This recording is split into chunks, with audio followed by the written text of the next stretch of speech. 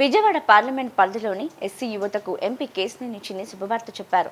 జిల్లా కలెక్టర్ సమక్షంలో national SC finance corporation జరిగిందని, ప్రతి ఒక్కరూ ఎస్సీ కుటుంబం నుంచి ఒక నూతన పారిశ్రామికవేత్త రావాలని ఆకాంక్షించారు.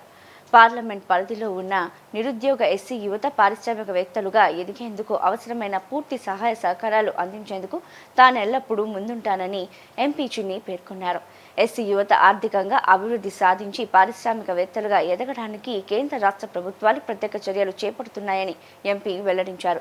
ముఖ్యమంత్రి ఆకాంక్ష ప్రతి ఇంట్లో ఒక పారిశ్రామికవేత్త ఉండాలనే లక్ష్యంతోనే తాను కూడా నేషనల్ ఎస్సీ ఫైనాన్స్ కార్పొరేషన్ అధికారులతో చర్చలు జరిపి విజయవాడకు తీసుకువచ్చినట్లు తెలిపారు.